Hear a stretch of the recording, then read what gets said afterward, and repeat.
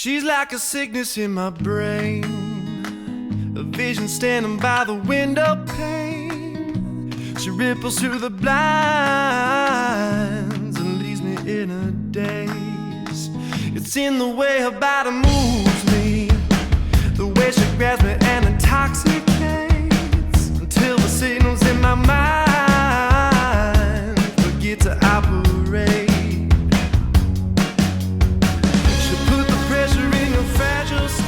Hello everybody, welcome back to my channel and thank you for joining me for another coffee and crime time. Oh, it feels like it's been so long since I've sat down and recorded a video. It's really crazy. I'm really happy to be here talking with you all today and bringing you this case from South Africa. Now, initially this case was tough to research because most of the source material is in Afrikaans, which is the third most spoken language in South Africa, but I was able to find some news articles in English, and I found a lot of help from a South African podcast called True Crime Bones, and then I found this thing called Press Reader in South Africa, and I was able to find a bunch of stuff on there. So the initial research process was slow going, but I was finally able to find a wealth of resources, and I'm super happy about it because I really wanted to tell you this case and do it justice. Charnel Huff and Marna Engelbrecht had been best friends since kindergarten. And by the time Charnel was 17 and Marna was 16, the two were inseparable. They did everything together, including sharing a room while at boarding school. They both attended Stella High School and resided in the school's hostel, which I believe in South Africa, basically it just means it's like a dormitory for the school. So Stella High School had both a boys' hostel and a girls' hostel. And since Charnel and Marna were at school all week and only returned to their homes and families on the weekends and school vacations, they would obviously need someplace to live during the school week. Those who knew the two girls described them as lively and smiling teens who were always laughing, always joking, always being silly, and they were never unhappy. Marna was known for her academic achievements and kind heart, especially when it came to animals, and Charnel was an incredibly warm and loving person who her mother said never did anything wrong and never wanted to see anything bad in another person. Stella is a small town of about 2,000 located in the northwest province of South Africa between Vryburg and Mafeking. It's a very quiet, tight-knit cattle farming community where the main language is Afrikaans. Charnel and Marna both loved riding horses, and they did so every weekend, and Marna had her own horse named Vonk, who she loved to spoil by feeding him sugar cubes, and Marna actually brought Charnel with her when she bought this horse. Marna was very close to her family, which consisted of her father, Stefans, her mother, Ryanette, and her older sister, Ryan. And Marna's nickname at home was Marna Mouse, and she one day wanted to become a veterinarian. Charnel was outgoing and always up for anything. She wanted to try everything. She was well loved by everyone she knew. She just really loved being alive and living life. Together, these two friends went through life as normal and happy teenagers should, with hope for the future and an enjoyment for the present. Charnel's uncle, Luis, said that Charnel and Marna thought life was a song.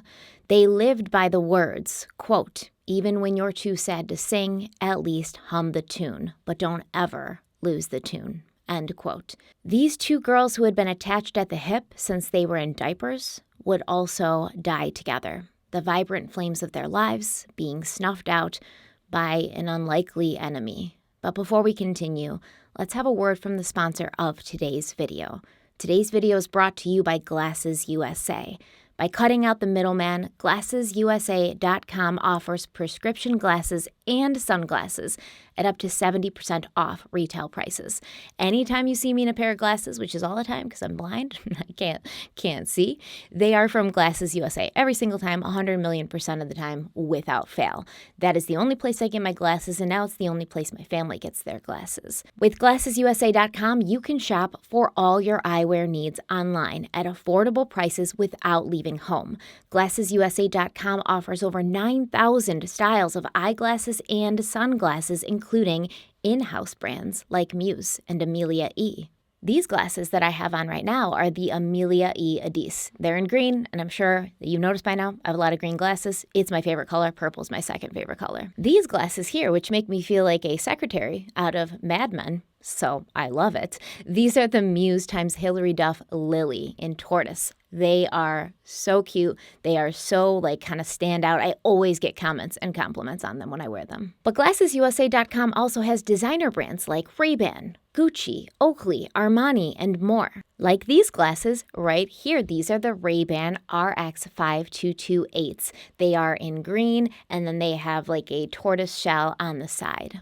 And I actually had matching glasses to my son, Aiden, until he lost them a couple of weeks ago. But don't worry, Glasses USA was there in a pinch when we needed to get him new glasses before school starts. And you can find every conceivable style and color on GlassesUSA.com, as well as specialty glasses like glasses for kids or for sports. And if you're nervous about buying glasses online because you don't know how they'll look or how they'll fit, GlassesUSA.com's virtual try-on tool will put your mind at ease. It's so much easier and less stressful to try on as many pairs of glasses as you want online instead of having to be at a store and waiting for someone to help you and feeling weird and you got 3 pairs of glasses in your hands and you're dropping them and everybody's staring at you. Can you tell? I have super high social anxiety. I don't like to really go into stores at all. I usually just end up picking the first frame that looks okay instead of spending the time to really browse through and find a frame that I actually love because I just want to get out of there. And that's why GlassesUSA.com is amazing. You don't have to leave the comfort of your own home. You can sip a glass of wine and just browse through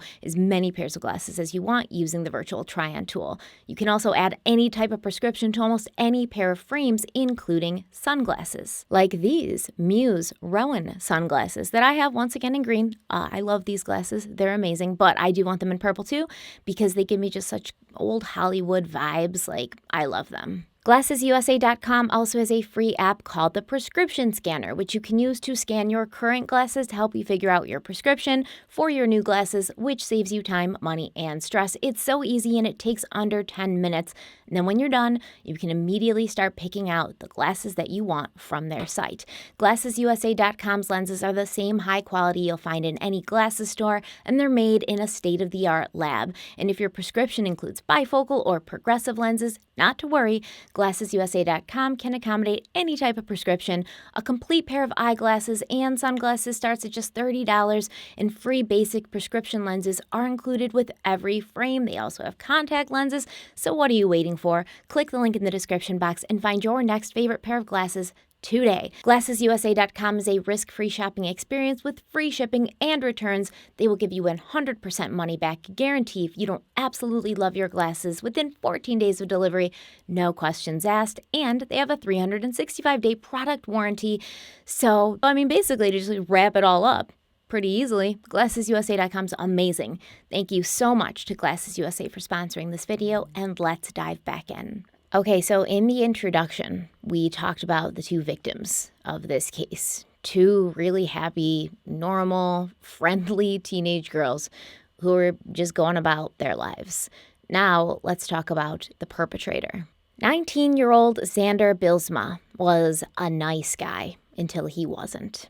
He was tall, with thick dark hair and clear green eyes, and he was the only child of Mersha and Monty Bilsma, who made sure that their son would want for nothing. In fact, many people would say that Xander was spoiled by his parents, especially his mother. Eventually, though, Xander's parents would get divorced and they would get remarried to other people, and reportedly, the divorce of his parents had been hard on Xander. But even before that, he'd always been sort of a loner. Xander had been an avid hunter since childhood, and he took part in shooting competitions often with his father. He loved to fish. He loved to be outside. He was an outdoorsy kind of kid, favored camo, like a lot of pictures that show Xander, he's wearing camo. But most of all, he loved hunting and he loved guns. Xander mainly hunted game, but he would also shoot jackals when paid to do so by farmers who didn't want them preying on their livestock. And his social media was replete with photos of himself holding guns and standing over dead animals that he had proudly killed. Xander was described as a quiet person, a loner, whose only close friend would leave South Africa in 2018 to go and work on a farm in the United States. Xander had also attended Stella High School. He lived in the boys' hostel, and he had played first-team rugby by his last year at Stella. But then he was suspended in 2017 after getting in trouble for sneaking out of the boys' hostel and sneaking into the girls' hostel. After he got kicked out of school, he returned to live with his parents. His parents lived about 80 kilometers away. They both lived in the same kind of small town, not far from Stella, but they lived on separate farms. And Xander would split his time between his mother and father, but he continued his romance with the girl he'd met at Stella High School, the girl he'd been head over heels in love with since they'd met and started dating in March of 2017. And that would be 17-year-old Charnel Huff. At first, everyone thought that the two made a beautiful couple. Xander seemed to think the world of Charnel, and he referred to her as the love of his life. Friends marveled at how Xander would drop anything if Charnel needed him, even after he got kicked out of school and he moved, kind of far away. If Charnel called him, he would drop everything and he would be there for her.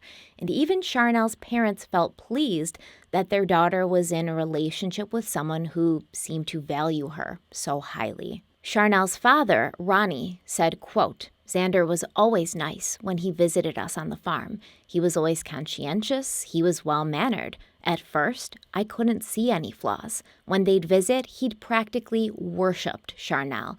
But later, I started hearing the stories of how it was when they were alone. End quote. Charnel's best friend since childhood, Marna, her father, Stephans, was also familiar with Xander, or at least he was familiar with Xander's family because Marna and Xander were second cousins, even though they hadn't grown up together, they hadn't been close, they really hadn't spent any time together growing up, and they didn't form a relationship until Xander started dating Marna's lifelong best friend, Charnel. Marna's father, Stephans, found himself having to approach Xander's father, Monty, though, about threats that had been made by Xander towards Charnel and Marna. Apparently, Xander did worship Charnel. He was obsessed with her, and very shortly into this relationship, his controlling personality made itself very evident. Xander needed to know where Charnel was at all times, what she was doing, who she was with, every detail about her life, what she was wearing, everything. And he'd get very angry if the answers were not to his satisfaction. The strange thing is, depending on who you ask, those who have known Xander, who grew up with him, who watched him grow up, a lot of them had very different things to say about him. One resident said, quote, he was always kind. He never talked back to anybody. He didn't have many friends. He never swore or talked badly about other people, end quote. Others described him as a mama's boy with a bad temper. A cashier in town said that Xander's temper was well known and many people saw the red flags and they gossiped about it behind his back, but no one ever did anything. To his mother, however, Xander was an angel, a sensitive, respectful soul who she said was a hero to everyone in his life. She said he excelled at sports and academics, and he'd been raised in a good Christian home. But of course, her son had feelings just like anyone else, and he could sometimes get emotional. Xander got emotional in May of 2018 when Charnel finally ended their relationship. She had been a free spirit. She was independent. She loved to have fun and fly by the seat of her pants. She was friendly. She was outgoing. She liked making friends. So dating someone who wanted to exercise so much control over her had gotten old quickly.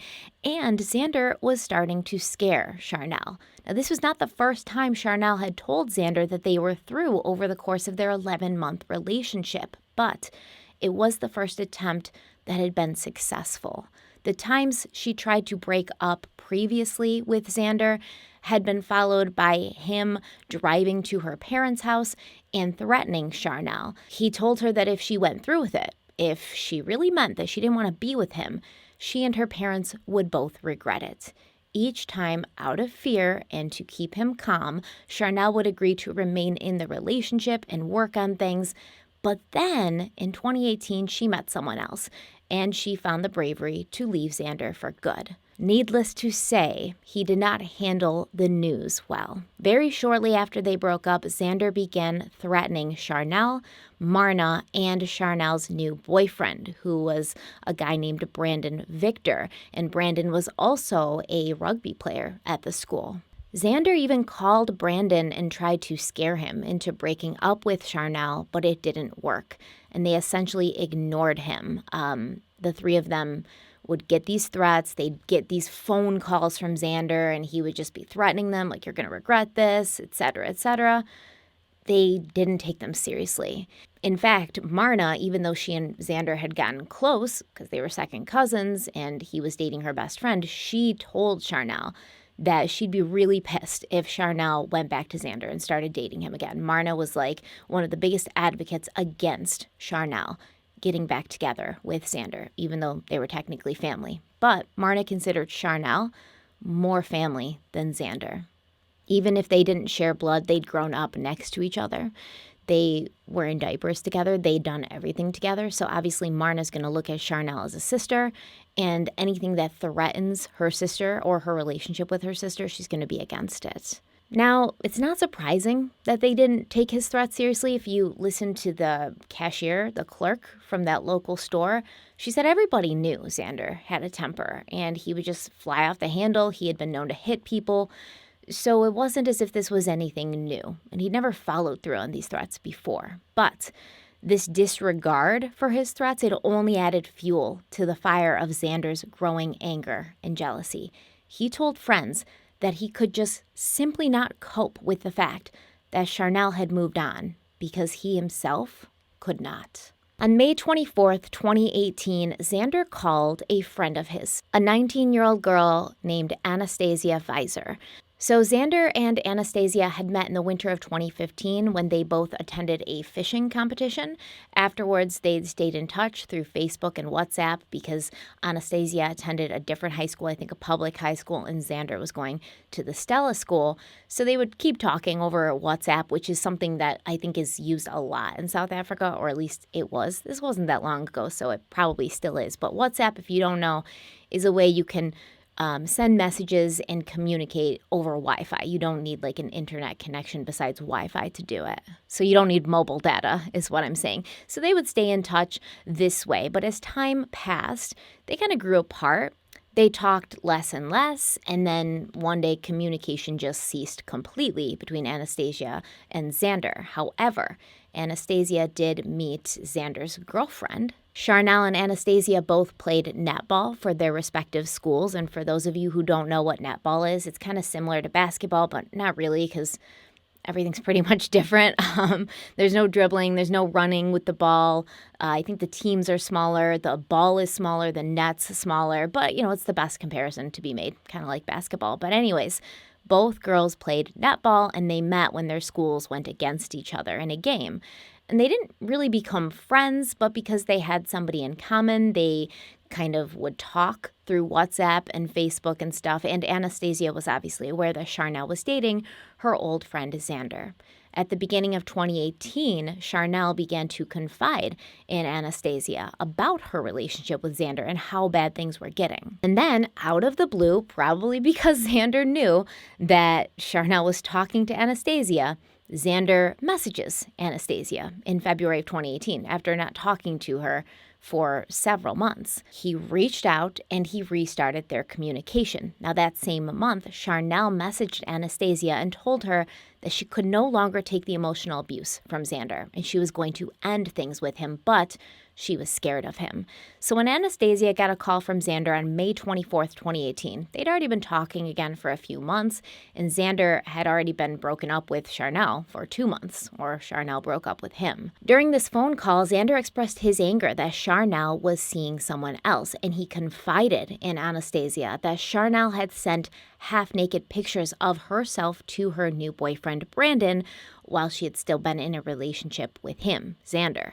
Xander said that he was going to go to the school where Charnel was, and he planned to make her life a living hell until she couldn't take it anymore, and all she could do was take her own life. So basically, he was going to torture her and harass her until she committed suicide. After this happened, Xander planned to drive to Charnel's father's house to tell Ronnie Huff that Xander was the reason his daughter had killed herself, and then he was going to show Ronnie the half-naked pictures of Charnel that Charnel had sent to Brandon, her boyfriend. Now, what was Anastasia's response? You might be curious to know. Did she tell Xander to grow up and move on? Did she encourage him to get mental health help?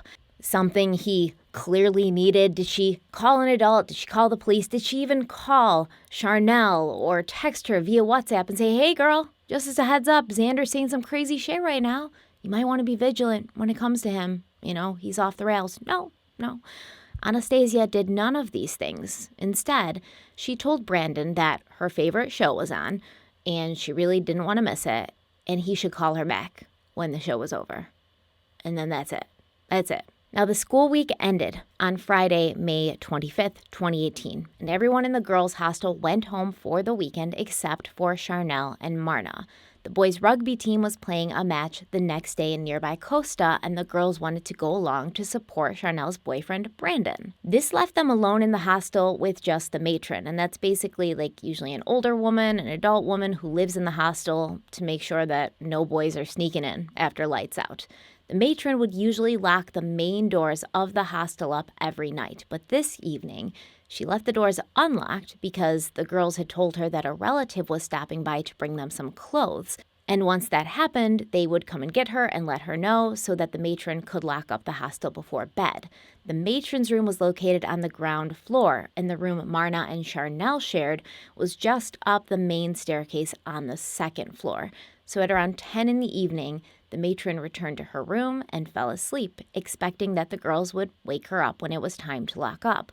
But they never did. Charnel's boyfriend, Brandon, snuck out of the boys' hostel at around 11:15 that evening, and he went to spend some time with his girlfriend and her bestie at the girls' hostel. So he snuck in there, too. And that was the reason that they wanted the doors to be left unlocked. There was no one coming over to bring them clothes. They knew Brandon was coming over, so they wanted to make sure the doors were unlocked. And the matron was already asleep, so they weren't going to get caught. They probably waited for her to fall asleep before they gave him the heads up that it was good to come over. The three of them had coffee and spent a few hours talking, but at around 1 a.m., Charnel's phone rang. It was Xander, and Charnel put the phone on speakerphone so that the others that she was with, Marna and Brandon, could hear both sides of the conversation. At first, Xander seemed fine. He was polite and calm, and he asked if he could come over and visit with Charnel that night. When Charnel said no, Xander's demeanor immediately switched, and he became angry and outraged, telling her that he didn't care what she said, he was going to come over anyways.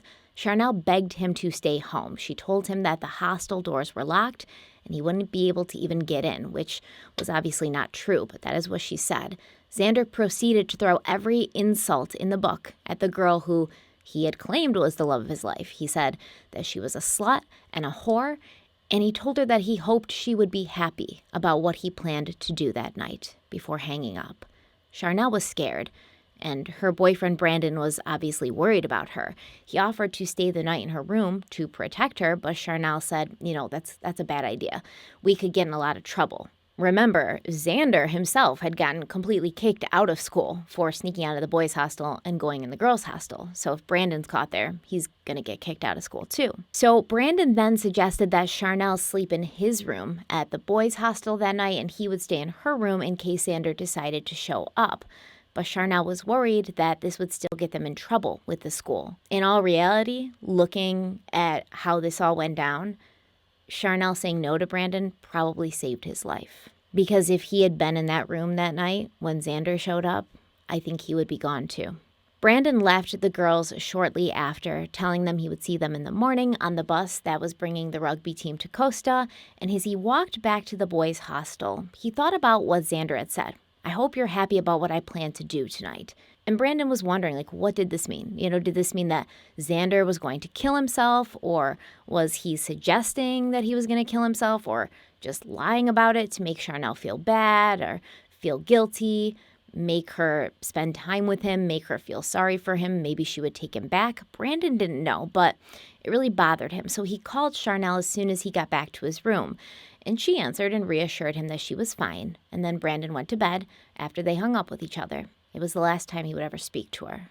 At 5:30 a.m. on May 26th, this is a Saturday morning, the hostel's matron emerged from her room and made her way to the stairs to check on Charnel and Marna because they'd never woken her up the night before. She hadn't made it more than a few steps before she stopped and stared in shock at what was in front of her, what she saw in the entryway to this hostel. Charnel had a nylon rope tied around her neck, and she was hanging from the banister, the staircase that led upstairs to the rooms. She was dead. Frantically, the matron called the hostel caretaker, who came to the hostel and not only had to see the exact same sight that this matron saw, but was faced with another horrific sight when he went upstairs into the upstairs bathroom, and he found Marna dead on the floor of the bathroom next to the bathtub. And she had a strap from a backpack wrapped around her neck. Not long after this, Charnel's father, Ronnie, he woke up around 6 a.m. and he picked up his cell phone to see that there was 2 WhatsApp messages waiting for him. They were from his daughter, or at least they were from her phone. But when he opened these messages up, he immediately knew that Charnel had not sent them. The first message was a photo that had been sent from Charnel's phone at 3:45 a.m., and this was a photo of her wearing only a bra. The following message had been sent at 4:17 a.m., and it read, "Daddy, I'm sorry. Marna and I are leaving this place." Now, Ronnie said that Charnel would never send him a picture like that, and the message didn't even sound like something she would say, so he desperately tried calling both Charnel and Marna, and when neither of them picked up, he called the school's headmaster, and that was when he was informed that his daughter and her childhood best friend, who was like a daughter to him, were dead. They had committed suicide. Ronnie was devastated and confused. He knew his daughter, he knew Marna, and he knew that they would never take their own lives. There had been no signs that they'd been upset. He had just talked to them the night before. They were jumping on the bed. They'd gone out to dinner. They were laughing. They were having a great time. These 2 girls were the happiest, most joy-filled people that he knew. So he knew something was up, and he immediately called his brother and Charnel's uncle, Luis. Luis lived closer to the school than Ronnie, so Ronnie asked Luis to get right to the school because he had just been told that Charnel was dead. Ronnie then called Marna's father, Stefan's, and he told him to go to the school as well. And so these 3 men are just heading to the school from different areas, different directions, but they're all going there to see what's going on. Ronnie arrived at the girls' hostel just minutes after his brother, and the men witnessed something that no parent should ever have to. The police had arrived by then, but they'd left the girls where they were because this was a crime scene. Even though initially the headmaster had thought that this was a suicide because that's what it looked like, when the police got there, they pretty much immediately knew something was up, so they kind of left everything as it was. Charnel was still hanging by her neck from the stairs. Marna was still lying cold and dead on the bathroom floor. Luis remembered having to hold his brother Ronnie back because Ronnie was so angry that the police had left Charnel hanging there. He tried to attack them. And then after, he was unsuccessful at attacking them because Luis was holding him back, Luis and Ronnie walked over to Charnel's hanging body, and Ronnie cradled his daughter in his arms as Luis used a pocket knife to cut the rope that was holding her up to the stairs. Luis, who grew up as a second father to Charnel, who had taught her how to cook, who had loved her as if she was his own, he recalled this moment, saying, quote, "I don't know how long it was that Ronnie just sat there with her head in his lap, stroking her back, her feet. Then I said to him, 'Brother, she's gone. You have to stop now.'" End quote. Luis said Ronnie looked up at him and grabbed his hand, placing it on Charnel and saying, "Feel this, brother. She's still warm. Jesus help me." When Marna's father, Stefan's, arrived, the police had already roped off the bathroom area, so he was unable to get close to her. He couldn't hold his daughter like Ronnie had been able to hold his, but he could see her there, laying on the bathroom floor. While Charnel's body had still been warm, Marna's was ice cold, which led investigators to later conclude that she had died first, but neither one of these girls had been dead for very long. Marna's father, Stefan's, he sees his daughter. He just immediately feels all these emotions. He turns around, he walks out, and this anger at the unfairness of it all was seething inside of him. He said, quote, "It felt so unreal. I was pissed off. I'm still pissed off. This isn't supposed to happen to your child. Parents aren't supposed to lose children. She was safe when she was with me, but I guess this was just out of my hands." End quote. With a gun strapped to his hip, Stefan's, he works on a farm, all right? I think he's like a rancher. He's always got a gun on him all the time. And he's also, at this point, he's got a blind fury building inside of him.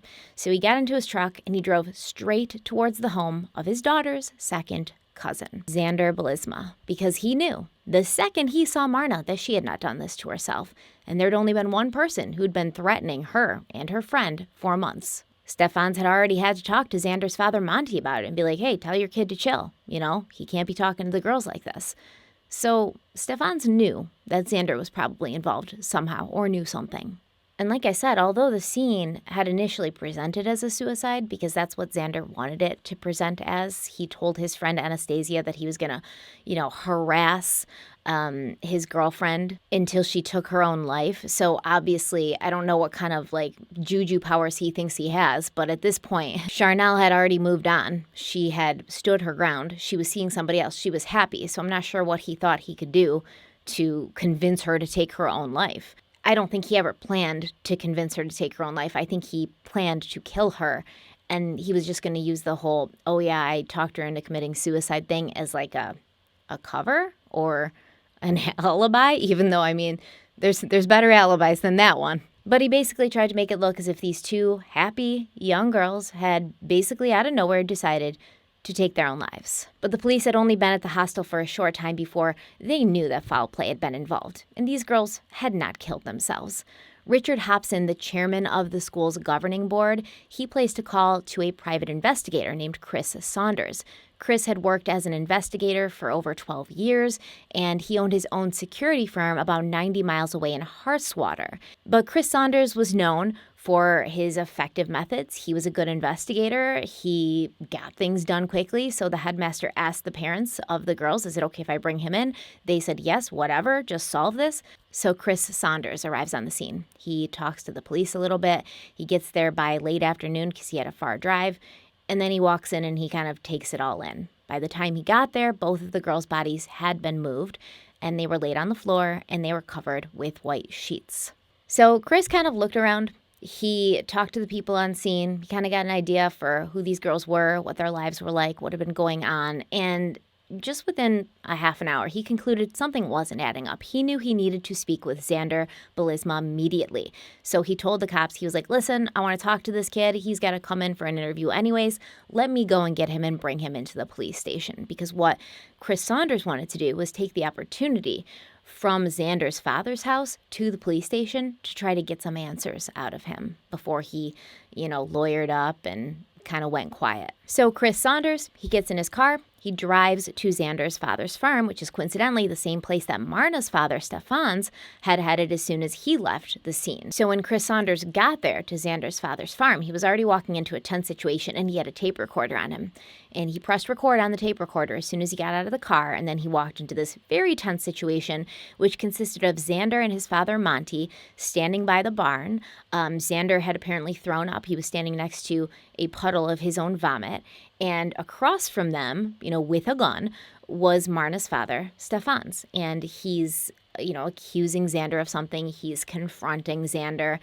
And Xander just basically looks sick and pale and out of it and terrified because the father of his second cousin is standing there accusing him of having something to do with this girl's death. And he's got a gun. So this was actually a perfect excuse for Chris Saunders to get Xander out of there ASAP without a lot of questions, right? It's a threatening situation. He wants to defuse it. He's there with law enforcement. So he's like, okay, guys, let's just take a beat. How about Monty, you and Stefan's go inside, get a drink, have a cigarette, clean your guns, whatever you guys need to do to calm down. And I'm going to bring Xander to the police station so he can answer some questions. And both Xander and his father, Monty, were like, yes, that does seem to be the best idea. Probably because at that time, they wanted to do whatever it took to just get Xander away from the angry man with the gun. Now, the closest police station was 50 miles away in Freiburg. This is a small area, this like very rural area where Xander and his father live. Stella was a small town. Neither of these towns had a police station. Chris Saunders said he noticed immediately how terrible Xander looked. Like I said, he's standing next to a pile of his own vomit. His eyes were red and puffy. He looked like he hadn't slept all night. He was completely pale. Chris said that Xander had this shell-shocked expression like the entire time. And both he and his father were clearly very, very stressed. So basically, Chris Saunders tells Xander, like, go and get cleaned up, like brush your teeth, wash your face, you look horrible. And when Xander's doing that, Chris Saunders says to Xander's father, Monty, like, do you think he did this? And Monty said, I don't know if he did, but if it's true, if he did this, I want to see him face full justice. So Chris, Saunders, and Xander, they climbed into Chris's car and they started the long drive over dirt roads that led to the closest police station 50 miles away. And Chris has this tape recorder that's recording everything, and he's a seasoned investigator. So he knows how to sort of take this chance to get some answers out of the distressed 19-year-old. Xander was slumped in the passenger seat. At first, he was completely quiet. He wasn't looking at Chris. He wasn't talking to him. So Chris obviously took like a very eased into it approach, and he gently said to Xander, quote, talk to me, my boy. What happened in the hostel? I know you don't want to talk about it, but talk to me. I'll help where I can, end quote. At first, Xander avoided the questions that Chris was asking. And if he did answer, they were short answers, not detailed. He basically was just like, I don't know what happened. I don't know what happened. I just heard about this myself, etc., etc. But as Chris kept softly prodding him and saying, like, me and your dad are going to make sure that you get the help you need. Like, it's going to be a lot easier for you if you're just honest, because we've got police at the scene now. Your fingerprints are going to be there. Like, they know you were there. It's going to be easier for you if you just tell us what happened. And then, of course, it didn't hurt that Chris Saunders stopped at like this convenience store and bought Xander a pack of cigarettes. He got back in the car. He kind of gently prodded him again for some answers, and Xander eventually opened up and everything poured out. What follows is considered Xander's first confession. He told Chris Saunders that the night Charnel and Marna had died, he'd been out at the bar with some of his friends in Freiburg, but he'd gone to the girls' hostel afterwards because he loved Charnel so much, and he wanted to see her, and he wanted to convince her that they should get back together, and he wanted to apologize for everything he'd done and just make it right. He kept saying to Chris Saunders, I love her so much. I love her so much. And Chris was like, yes, I know you love her. I'm sure you do. If you love her, you'll tell me what happened. Xander said he got there, and he called her, but then the call, it cut off. And then he called her again, and then that call cut off. And then finally, she came down the stairs, and they sat on the stairs of the hostel and talked. They even shared a kiss. So here's the thing with his story about calling. He says that he called and the phone kept like shutting off, or like the call kept getting dropped, because he did call Charnel several times that night. They were missed calls because he just kept calling and calling. So he had to kind of explain like why, if she was happy to see him, or if she knew he was coming, or if she wanted him to be there, why he would have to continue calling her to get her downstairs. So Xander and Charnel, according to Xander, they're sitting on the stairs of the hostel. He's telling her he wants her back, and she's like, no, I can't do that. I have a boyfriend. Xander said he was there for 5 minutes, and then he left. Chris Saunders was like, come on, guy. You know you were there for more than 5 minutes. That's not all that happened. Just tell me what happened. It's okay. Like, we already know you were there. You're going to tell us what we already know.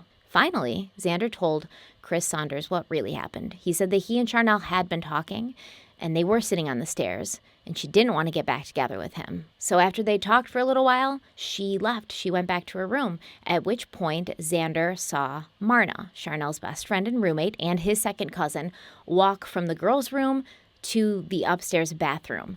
And so at that point, he said he followed her in there. He tried to smother her at first, but she was fighting back.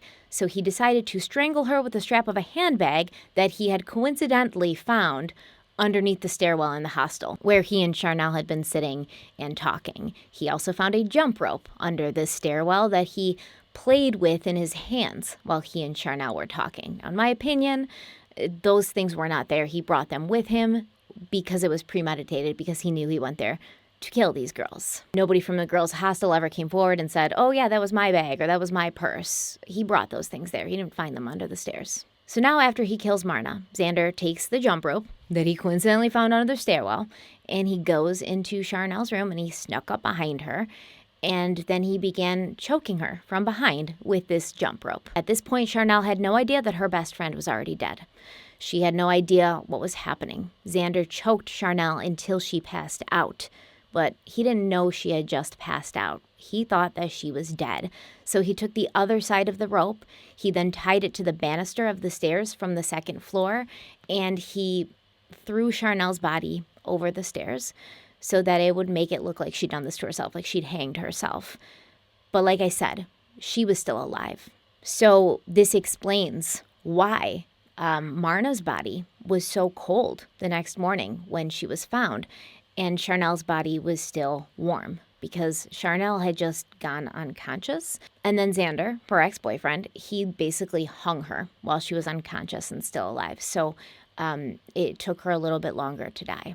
After he had done this, he took Charnel's phone and he sent that picture and that message to Charnel's father, Ronnie, to make it seem once again like these girls had killed themselves. He didn't want them to be alive, but he also didn't want to get in trouble for killing them, right? And then Xander got into his truck and he drove to his mother's house where he stayed the night. And then the next morning he got up and he headed to his father's house, at which point he was threatened by Marna's father, Stefan's, who had just come from seeing his daughter's lifeless body on the floor of a bathroom. And then he gets picked up by Chris Saunders. So when he was asked why he did this, Xander claimed his motive was anger and jealousy. He wanted Charnel back, but she'd moved on. He'd killed Marna because she'd been such a vocal advocate of Charnel not getting back together with Xander. And he'd also known that if Charnel and Marna had been together when he tried to attack, they would have protected each other. They would have fought back. They would have done anything for each other. So he had to wait until they were separated. Now, because there were only 3 people there when this happened, Marna, Charnel, and Xander, we really only have Xander's version of the story to go on. He gives this same confession 3 times, basically the same exact story. So that's kind of the narrative. But Chris Saunders, the private investigator, he thinks that there may be more to it. He thinks that Xander may have chased Marna because a tuft of Marna's hair was found in the hallway. So it looked like there was more of a struggle, because the way Xander tells it is he just snuck up on her in the bathroom. She was already in the bathroom. Then he killed her and left her in the bathroom, leaving that cord around her neck, or that strap around her neck, so that it would look like she'd done it to herself. But if that was the case, why was there a tuft of her hair that had been pulled out of her head found in the hallway? So Chris Saunders thinks that it may have been a lot more terrifying for Marna. She wasn't just snuck up on. She was chased. She was attacked. She knew that her second cousin was trying to kill her. But we don't have any evidence of that besides the tuft of hair in the hall. Looking back on this first recorded confession, the one that Xander gave in the car with Chris Saunders said, quote, "I don't think he himself could believe what he had done," end quote. This was Xander Belisma's initial and original story. And like I said, he would repeat that story twice more. Once that same night to a colonel at the police station, and again the next morning to another detective who actually brought Xander to the Stella High School so that he could recreate exactly what he had done. Both times at the police station, Xander was offered the opportunity to have his parents sit in with him while he was questioned. He said no. Both times, Xander was given the opportunity to bring in the lawyer that his parents had already procured for him. They'd already paid for this lawyer. He said no. Both times, Xander was read his rights. He said he was of sound mind. He was appearing to be of sound mind. And both times he was recorded, behaving in a way that showed he was of sound mind. You can hear it in his voice. He's very calm. He says things in a manner that makes it sound like he knows what he's talking about and what's going on. He doesn't sound out of it at all. All 3 times in the car and then twice with the police, Xander willingly confessed. He produced a handwritten 7-page confession for his second confession.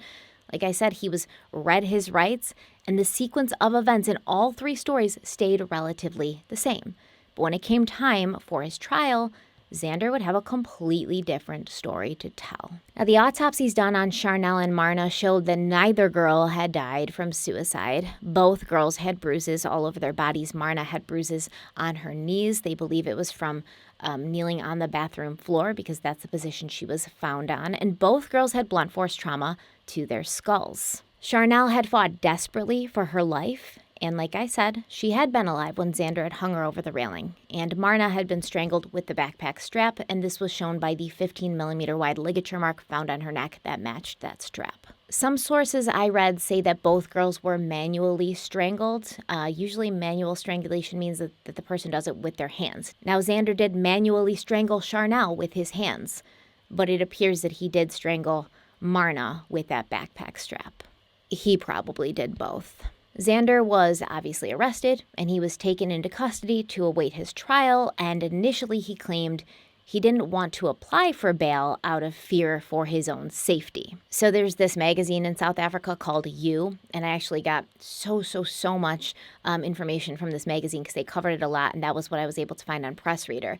And apparently the reporters from You, they were like walking around the town and talking to people, and there was people who legitimately said, like, if I see this dude, I will shoot him with a gun and kill him. So he was afraid for his own safety. He didn't want to apply for bail. Later, it appears that Xander changed his mind and then wanted to apply for bail, but according to letters that he was writing his mother from behind bars, Xander had no intention of sticking around and waiting for his trial once that bail was granted. Xander had been talking to some of the other prisoners, and he was kind of making friends with other guys behind bars. And one of them would later tell the police that Xander had confessed to him that he'd killed both girls, and now he needed a way out. He kind of regretted confessing and telling the police everything, so he was like, I kind of screwed up. I kind of already put all my cards on the table. What do I do now?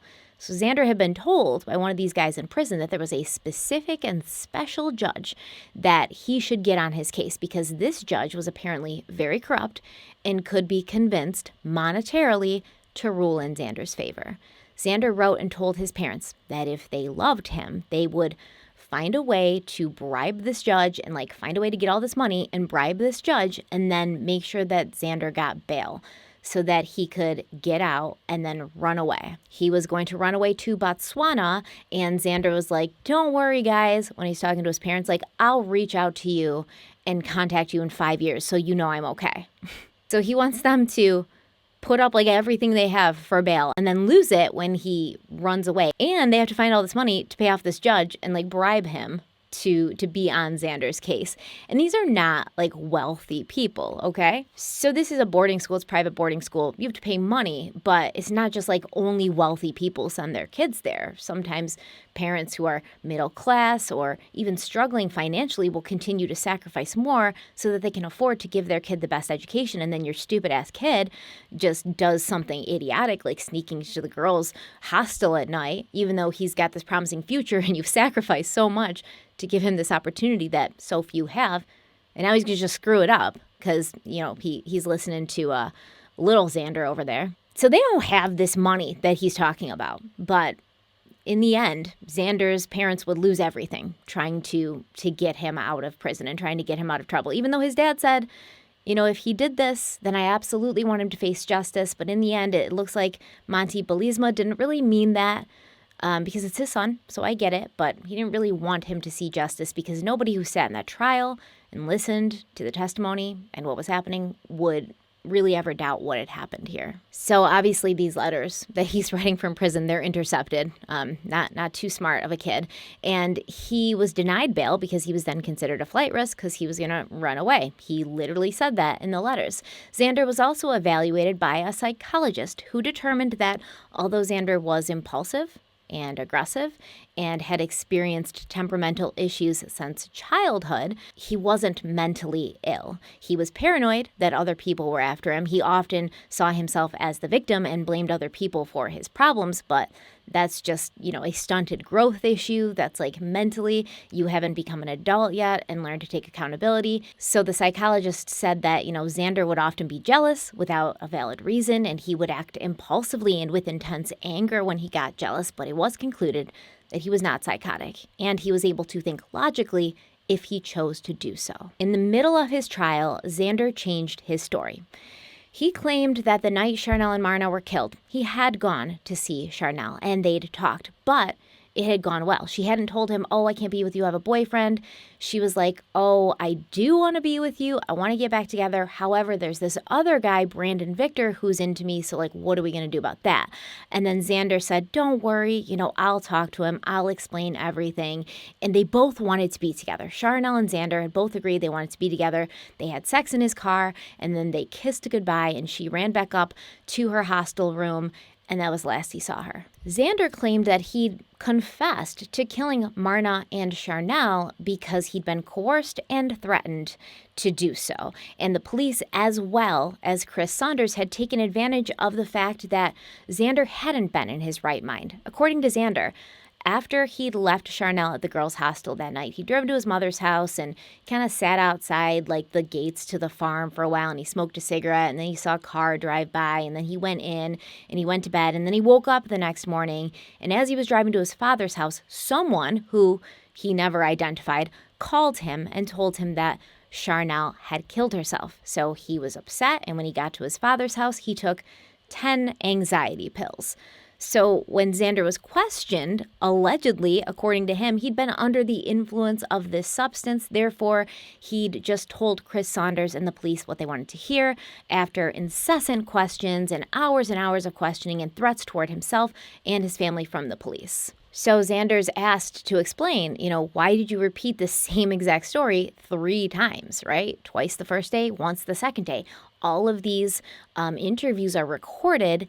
There's no sign of anybody coercing you or threatening you or pressuring you to say or do anything. Well, Xander claimed once again that he'd been afraid for his life, so he basically told them whatever they wanted to hear so that it would stop and he and his family would be safe. But the recordings of Xander's confessions were played for the court in order to prove that Xander had been lucid, not under the influence of 10 anti-anxiety pills. I'm not sure how he would still be walking, much less smoking a cigarette and talking.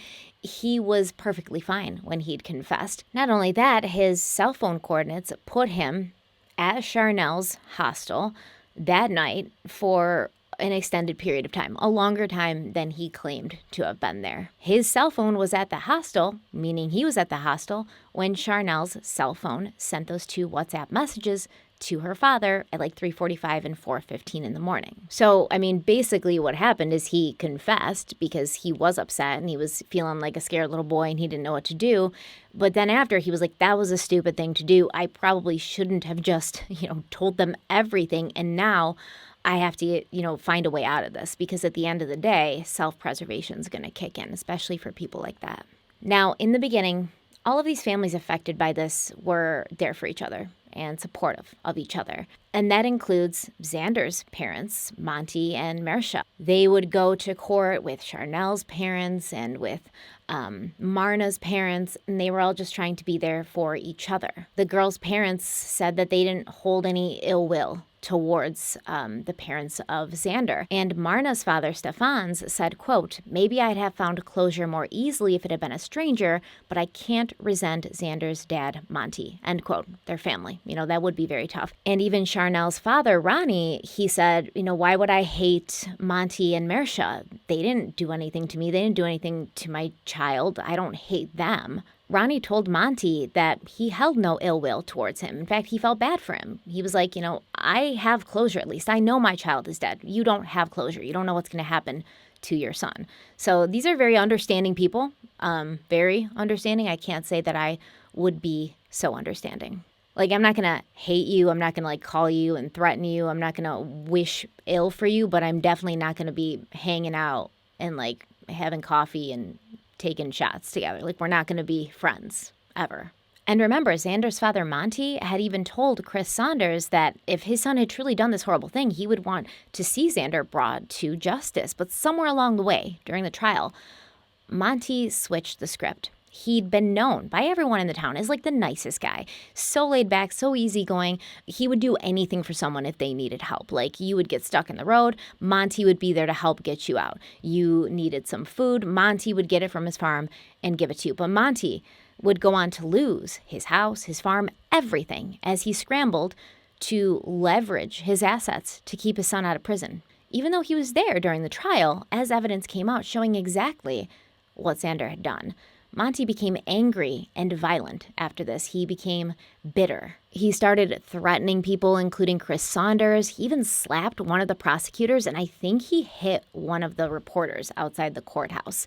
The morning that Xander would hear his fate, guilty or not guilty, Monty even threatened the prosecution team, and they brought it up during the trial. They were like, we feel bad, we're not trying to press charges. We don't want him to go to prison or anything, but we feel like, you guys have to know what's happening. Like this Monty guy, Xander's father, he's been threatening us pretty heartily. But none of that mattered in the end because Xander was found guilty of both murders, and he was given 2 life sentences in August of 2020 when he was just 21 years old. Judge Ronald Hendricks handed Xander the sentence. Apparently, there's no jury system in South Africa. I believe it's just like the judge who makes the decision. And he told Xander, quote, "This could be a stumbling block in your realization of what lifelong suffering you have inflicted on the victims' families." The dreams of the murdered girl's parents were shattered by someone who sees nothing wrong with what he did. The void of their children's deaths will never be filled. They will never see their children again. 2 young girls lost their lives. That makes these murders more aggravating. The fact that the girls were so young. Your actions were disgusting. You showed no respect for them. There's a strong voice from society that gender-based violence should be stopped. The only way to stop this is to impose a heavy sentence. According to the law, minimum sentences are prescribed for premeditated murder, and that's life imprisonment, unless there are compelling or material circumstances that justify a lesser sentence. Your lawyer argued that you were young, a first-time offender, and emotionally mature, and these were material circumstances, end quote. Those are not material circumstances. Nope. Young, dumb, and full of cum does not fly as a defense anymore. Not in 2021. Not in 2020 when he was sentenced. Sorry. So Xander was declared unfit to possess a firearm. This is a law in South Africa. If you get charged or convicted of this kind of crime, you can't possess a firearm, which makes sense. And it's kind of poetic justice because Xander liked guns so much. Like he was obsessed with them. And obviously he's going to prison for life. So he's never really going to have the opportunity to own a gun. But it's just kind of poetic justice. It's like just that last little adding insult to injury. His parents told the media as soon as Xander had been sentenced that they were going to appeal. His father, Monty, said, quote, "We want to see the real culprit in court and also want the murder to be solved," end quote. So when he says the real culprit, what he means is Brandon. Brandon, who was Charnel's current boyfriend and who was there that night. So basically, during the trial, Monty and Mersha, Xander's father and mother, they said that Brandon was the real culprit. Brandon was the one who'd killed these 2 girls. Xander's mother, Mersha, told the press, quote, "Of course we made mistakes, but we also just tried our best. The person described in court is not my child." When Mersha was asked what she thought about her son's sentence and his guilty conviction, she said, quote, "It's my child. God gave him to me. People look at me strangely when I say this, but I will not change my mind because I am not ashamed of my child," end quote. Sonia Huff, Charnel's mother, said she was happy that Xander had been found guilty, but it brought her no solace. She said, quote, "I hate him for what he did to my child, but I don't harbor the kind of anger of wanting to kill him. That is just the kind of person I am, but I will always hate him. I don't worry about life anymore. I feel nothing because all I used to worry about was my child, and now she is no longer here. It has made me a horrible person who doesn't care about anyone else any longer," end quote. So after the sentencing, Xander's mother, Mersha, she wanted to say goodbye to her son. Like she loves him very much. You can tell. It's very devastating for her. So she runs out of the courthouse to hopefully be able to hug him and, give him a kiss and say goodbye. But he was being transported from the courthouse to the jail in this car, and this car drove by so fast that all Mersha could do was just run after the car, crying and screaming his name and waving and saying goodbye to him. And the judge who sentenced Xander, he mentioned gender-based violence because this is a huge problem in South Africa. South Africa has been called the destination of femicide. In South Africa, a woman is killed every 4 hours, and many of these women are victims of intimate partner violence, which means they're being killed by their boyfriend or their husband or their lover, whatever. It's estimated that only 1 in 9 gender-based crimes are reported in South Africa. And in 2019, thousands of women took to the streets holding up signs asking, "Am I next?" So South Africa has really been being cognizant of this, and they have started cracking down on, gender-based violence in South Africa. They're handing out heavier sentences, which is why I think Xander did get such an extreme sentence, because they kind of want to do a no-tolerance policy thing, because women getting killed in South Africa is just completely out of hand. It's awful. We talked more in depth about this in another video, which I'll link here somewhere, wherever the cards go. I'll put it in if you want to check it out. But we talk a lot more in depth about South Africa and violence towards women and children in South Africa in that video. So Xander did try to appeal his sentence in 2020. His appeal was denied in 2021. I don't think that he will ever be getting out. But, when it comes to young people in relationships, there are usually red flags when something like this is going to happen. Controlling, jealous, manipulative, gaslighting, can't take no for an answer. Even after you break up with him, he's still calling, he's still threatening, he's still trying to be a part of your life. He's got his hands in every aspect of your life still, even after you've broken up. You can tell that Xander did this. And for whatever reason, whatever happened to him in his childhood that made him do this, it's absolutely unacceptable. It's not really the important issue for me here to talk about why Xander did this. My main concern is the victims whose lives are gone because he couldn't handle being broken up with.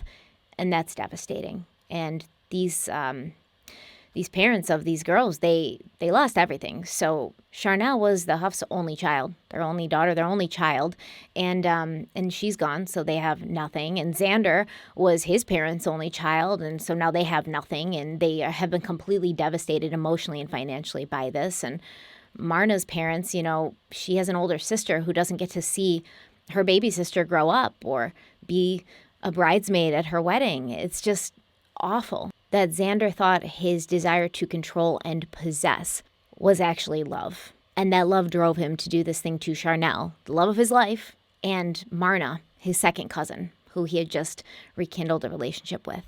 He could have turned things around, but from the way it looks, he's never been told no in his life. He was pretty much given everything that he wanted. Even if his parents couldn't afford it, they would sacrifice to make sure he didn't go without.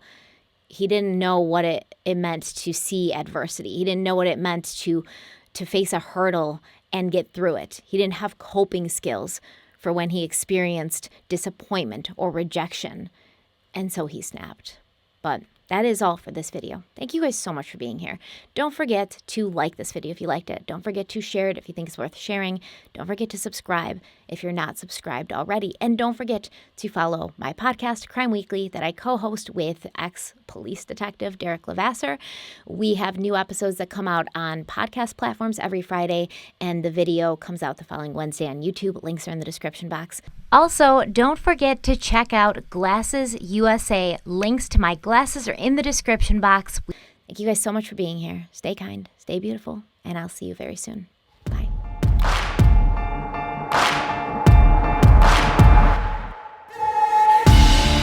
Well, the levee don't break now, and the bottle's going straight down, and that river runs deep, the mountains get steep, and the voices getting too loud. All these feelings I've buried, it's looking like a cemetery. They're coming back from the grave, calling out my name, better say I Hail Mary.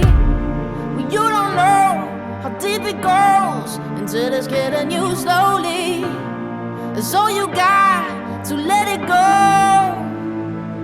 I got blood, blood on the strings, blood, blood on the strings, blood, blood on the strings.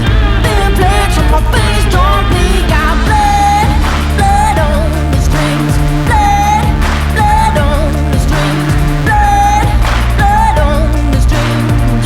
Lord knows it's been a rough week. Been channeling my son house.